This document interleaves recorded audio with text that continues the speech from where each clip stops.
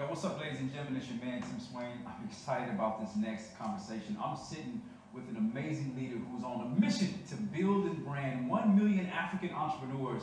He is a brand strategist, Forbes 30 under 30, and founder of OpenSpace, an amazing pro-African platform that's building leaders across the globe. You do not want to miss this.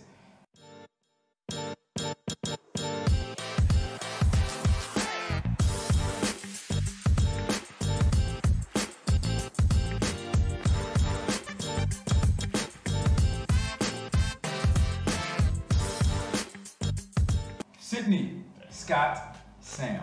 Yes, sir. I finally got an opportunity to sit down with you. Man, you're busy. Yes. Very busy. I'm not gonna lie. Yes. So thank you so much for taking the time, to be with just a little old small boy like myself. But thank you for having me, man. This is, I think it's long overdue. Yeah. Because we've had some interesting conversations in the past, and we've just been looking for like an hour to just sit down and just, talk it all out. Yeah. Because we have some big brains, we Yeah. have a lot of things to share, so I'm very excited about this. Yeah, so people that are watching for the first time, give us a little bit of a background about, just where you're from, and so maybe a little bit about where you're from and how you got into being this brand strategist, this Forbes 30 under 30. It's a long winding story, but I'll simplify it. So I'm Ghanaian, born and raised.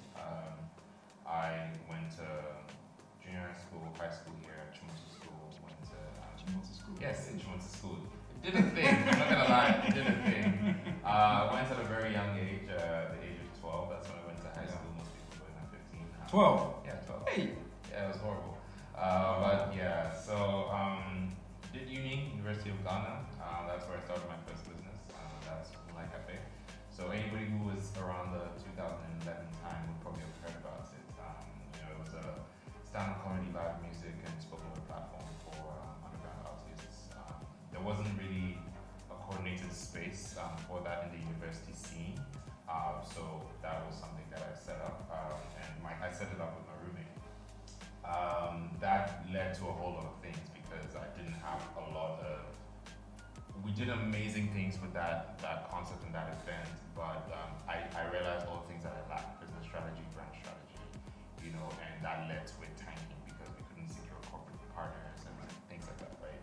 So that's what, I always say, that's the starting point of my career, where when that business failed, it took me on to, just a whole self-exploratory journey, to what at all happened, what am I good at, so that's where I started to understand the branding. I started to do my own design, because these are things that I realized if I knew, I probably wouldn't have gone through that. So that was in the University of Ghana. So just coming out, that's when I started my journey in branding.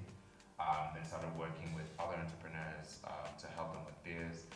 But the beautiful thing is, because I'm not a creative, I'm just a business guy who learned these skills.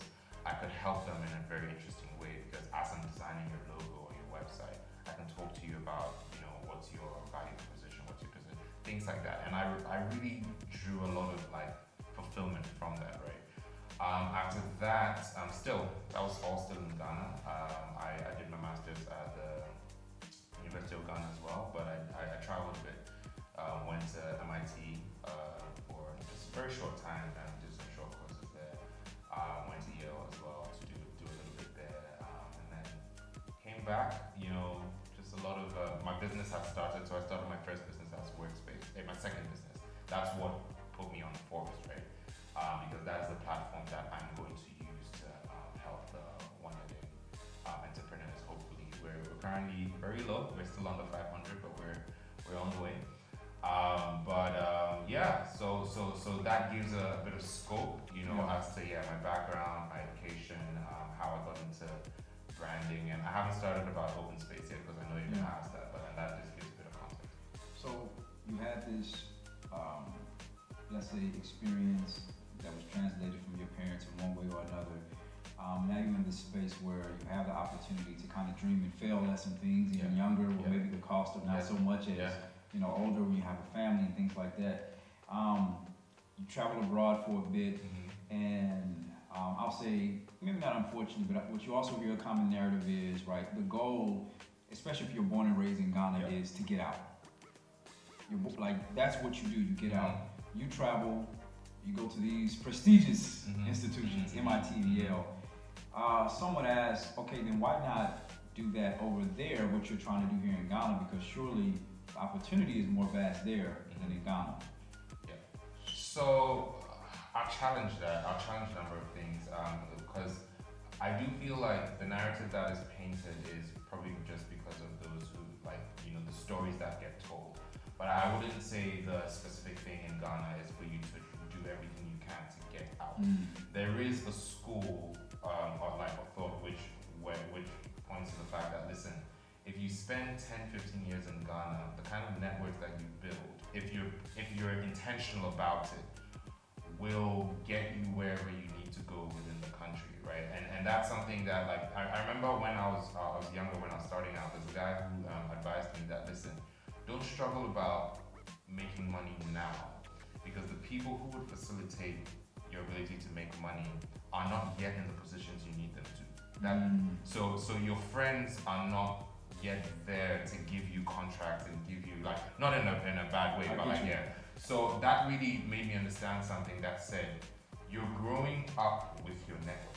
And so you kind of also have to be a bit patient about it, because your friends, you know, the people, you know, your acquaintances will all, you know, gradually, because now the people I know and where they sit, like 5 years ago it wasn't the same, but the people haven't necessarily changed that much.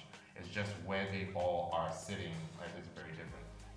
Now to why I didn't want to do this in the US or in Europe, I would say traveling exposes you, okay? I wouldn't necessarily call it greener pastures yet, because you have to till the land yourself, right? Now, if you're familiar with the land, that's easy. And for me, I was familiar with Ghana, so like for me, that made more sense. And I've always, my parents always say, just go out there, just see things, get some ideas, get some inspiration, and, like, you know, kind of come back. So like that's how it's worked for me. You see more, so you can apply more and you can innovate. Because yes, Accra in Ghana does have a bit of a you get in a bit of a rat race, so you're not thinking so far beyond, because, like, you know, occasionally you're reminded that you need to eat, you need a roof over your head. Do you get what I mean? So like, people don't get that much room. Even if they dream, you know, not to dream too far, because you get sent back to reality. So for me, it was just that ability to go and come always kept me at a certain level to go, like, neither reality is the same. Do you get it? My reality outside the country is not the full perspective. My reality in Ghana is not the full perspective. But a blend of the two in my head, from my eyes, and with the resources that I had, kind of created the perfect, you know, cocktail of so.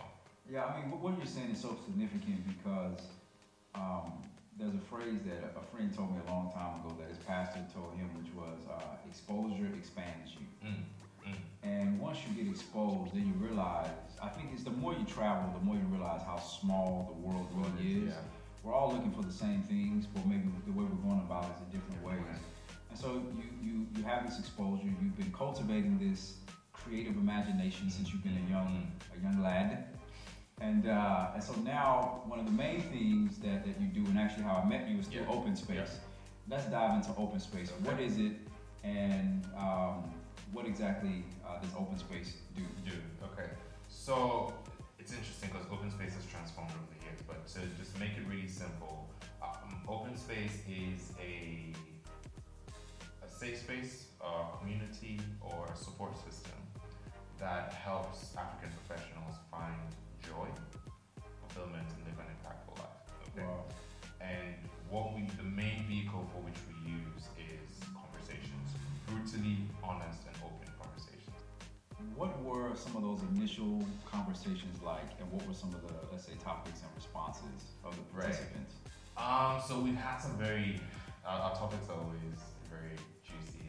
So the first one was, some of the good ones were boundaries in the 21st century relationship. So that was, we played men versus women and had a really hard conversation about that. And I mean, the findings were interesting. We talked. Please share about some of the findings. Well, based on the focus group, I'm not Yeah, going to say this. Based on the focus group, yes. We did find that there's a lot of areas where actually women also flout the boundaries of men. Probably as like maybe not as much, but like significantly, and it's overlooked because men don't communicate or don't even know about like as much about the concept of boundaries for themselves. Do you get what I mean? So things like boundaries of time, boundaries of like so we were figuring. I'm not saying that was the only area of the conversation. I mean, we realized there was so many things that men were also doing to women that flout boundaries on a daily basis in the workplace, in the family. I'll give you an example. There's a thing in some of the traditional African families where you can't close your door as a kid. You can't close your bedroom door. Like it's not, but that's a boundary you should be able to have. Or, I mean, unless it's a conversation where it's like, do you get what I mean? Like, because it doesn't become a boundary once we have a chat and you go like, oh, this is why. I go like, oh, I get it, that's okay. But when it's like, don't close your door. Yeah, you don't do that. Yeah, that's, so that was an interesting one. We talked about ageism in the African workplace. So the idea that there is like, people do not give that many opportunities to younger people, but also younger people in power also don't give opportunities to much older people, like, getting closer to retirement, and there are like skewed perspectives in terms of different, like, so that we talked about if the Ghanaian work culture was a real thing, like, the idea that Ghanaians are always late and, like that kind of thing, like, and is it an employer issue or is it an employee issue? We've talked about self-awareness, we've talked about the emancipation of the African creative, how much more creatives have, like the fight for creatives to be like a well-accepted and respectable career path in Ghana today, like it is. So we have some really juicy, very thought-provoking. I mean, earlier this year we had a conversation on how trauma ruined my love life. Right, not me, but that was the title, and we had to, I know. But basically, so these are the kinds of topics that and let me tell you this, when people come, they let down their walls. Wow. And they talk, they listen, we've heard, it's not just about mental health though, but like the things people have gone through, things people are dealing with, we did a conversation to be or not to be an entrepreneur. Right, that was a really good conversation as to if entrepreneurship is even a thing for you, and if you're going into it for the wrong reasons because everybody's doing it and you need a side hustle, but having a side hustle doesn't necessarily mean you're an entrepreneur, and like all those things. So so I think these are some really important conversations because they also translate into business. I was reading an article the other day about, it says, does Korean culture cause plane crashes? And what they were talking about is, in the Korean culture, you have this hierarchy, right? Where the older person is like this. Right. You don't say anything to the elder at all. And so what you saw happening was you have these two pilots. Now the older person may have a lot of experience, but the younger person may have some new skills. Exactly. And when problems were happening, the younger person couldn't say anything to the older person. And so there was actually catastrophes that happened, but the reality was there was a subculture of, I'm here, you're here, there's nothing you have to offer because I'm up here. And how that translated into where literally, they didn't say definitively that there was a reason, but they said that inability, that inability to just have that conversation because of the culture could have led to the plane crashes. And I think about even in business, right? When you have, let's say, someone who is very talented, who's young, who knows a better, faster, more efficient way that will lead to more profit, but the older person is like, oh, you do what I tell you to do. Yep. So you just hit the nail on the head because basically we offer the mind tools to be able to thrive in the different environments that you exist. So whether that is an African in Africa, whether that's someone in the diaspora coming to Africa, because that's also a space that I'm very passionate about, because I feel like the collaboration between traditional, not traditional, but like just Africans on the continent and people in the diaspora, like that collaboration is like so powerful. Now with the continental African, right? Usually, firstly, disclaimer, there's a lot of money here, there's a lot of success here, there's a lot of promise here, right? but with the way sometimes, like in some cases, society is set up, you are so bogged down by the everyday stuff, right? For so long. That's the issue. It's because it doesn't necessarily end. You know, so it doesn't necessarily end for you to be able to see clearly, to be able to know that there is more, to be able to pursue more. Do you get what I mean? So, I mean, I'll give you an example. Let's just say traditional, because I went to a government school, you know, like way back, right? Where, well, this is not the case for all government schools, but like I remember that like one thing I really used to hate was no toilet paper, right? Like that you really used to bug me.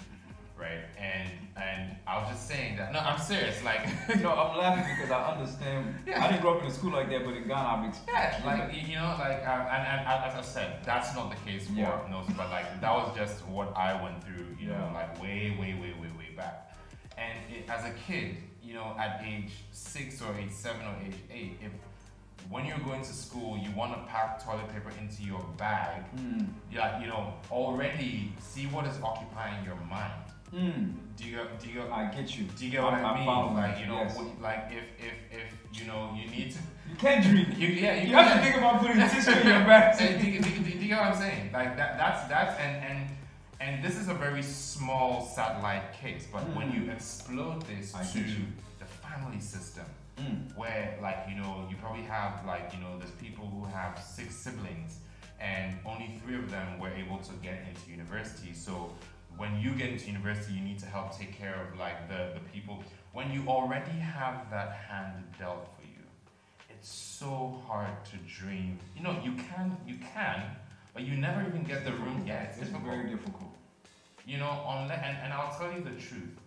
My family and myself had to be very intentional about isolating us, like me, from those problems. And I say isolating, not privilege, not, you know, having a luxurious life.